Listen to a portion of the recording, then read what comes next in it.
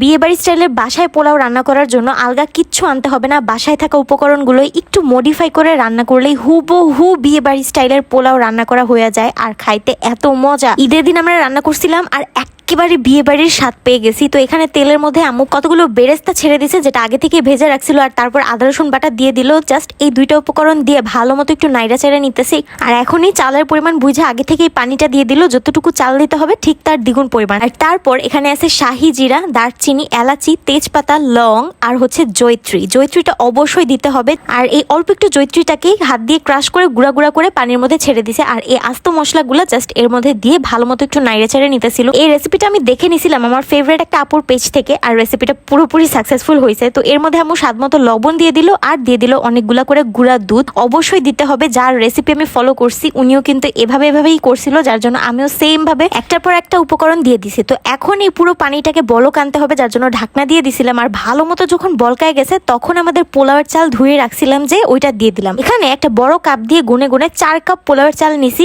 ঠিক ওই কাপ দিয়ে গুনে গুনে 7 কাপ পানি এর মধ্যে দিছিলাম। তো আমি এর জন্যই বললাম যত কাপ চাল নিবেন তার দ্বিগুণ অথবা একটু কম পরিমাণের পানি এর মধ্যে দিয়ে দিবেন, তাইলেই পোলাওটা পারফেক্টলি ঝুরঝুরা হবে। আর তারপর আম্মু করলো কি, অল্প একটু লবণ আর কতগুলো কাঁচামরিচ দিয়ে ঢেকে রেখে দিছে। আর যখন চালগুলা 80% এর মতো সেদ্ধ হয়ে গেছে তখন ঢাকনাটা খুলে নিয়ে একটু নেড়ে চেড়ে দিতেছিল চালটা। আর তারপর অল্প একটু পরিমাণে চিনি অ্যাড করে দিবে। এটার কারণে অবশ্যই পোলাওয়ের চাল মিষ্টি হবে না, কিন্তু টেস্টটা খুব ভালো মতো ব্যালেন্স হয়ে যায়। আর তারপর একটা স্পেশাল উপকরণ দিতে হবে, মানে স্পেশাল একটা মিশ্রণ যেটা আমরা তৈরি করছিলাম বেরেস্তা, গুঁড়া দুধ আর কিশমিশ দিয়ে।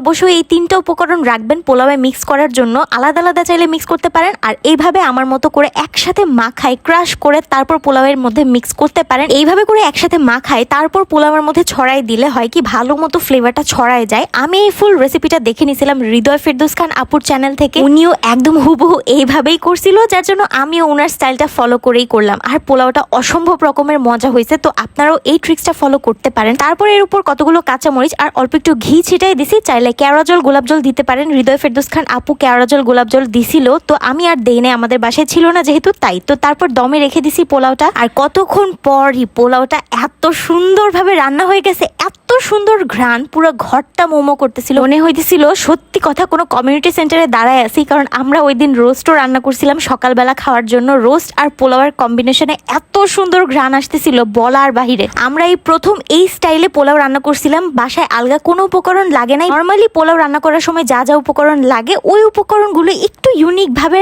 ব্যবহার করে আজকে বিয়ে বাড়ি স্টাইলের এত মজাদার পোলাওটা রান্না করছিলাম। এত বেশি মজা হয়েছিল। স্পেশাল থ্যাঙ্কস টু হৃদয় ফেরদৌস খান আপু এত সুন্দর একটা রেসিপি শেয়ার করার জন্য। ঈদের দিনের খাবার দাবারটা একদম ঝাক্কাস লেভেলে চলে গেছিল। এই স্পেশাল